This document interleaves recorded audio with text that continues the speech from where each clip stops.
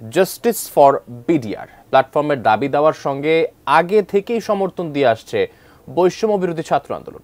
কেন্দ্রীয় শহীদ মিনারে তাদের সংহতি সমাবেশে যোগ দিয়েছেন ছাত্র আন্দোলনের অন্যতম সমন্বয়ক মাহিন সরকার।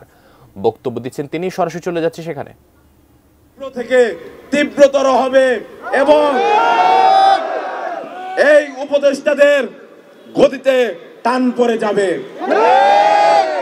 উপদেষ্টাদের পরিষ্কার করতে হবে তাদের উপরে বাইরের কোনো চাপ আছে কিনা, যার কারণে তারা সিদ্ধান্ত নিতে পারছে না। আমরা জানি 2009 সালে যে পিলখানা হত্যাকাণ্ড ঘটেছিল, এই হত্যাকাণ্ডের মাধ্যমে দুটি স্বাধীন সার্বভৌম বাহিনীকে মুখোমুখি দাঁড় করানো হয়েছিল এবং এর মাধ্যমে বাংলাদেশের যে স্বাধীনতা সার্বভৌমত্ব সেটিকে প্রশ্নবিদ্ধ করার চেষ্টা করা হয়েছে।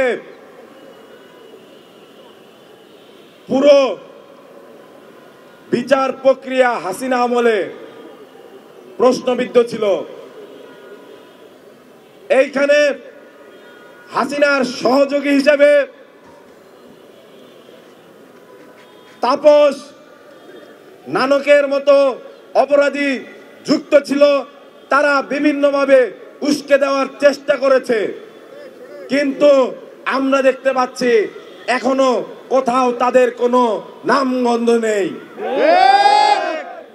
এই বিডিআর হত্যাকাণ্ডের সাথে তাদের কোনো নামগন্ধ নেই। তাহলে কেমন তদন্ত হচ্ছে এটি আমাদের জানার খুব ইচ্ছা। জানেন, আমরা রাজপথে ছিলাম, আমরা রাজপথে আছি এবং দাবি আদায় না হওয়া পর্যন্ত রাজপথে থাকবো ইনশাল্লাহ।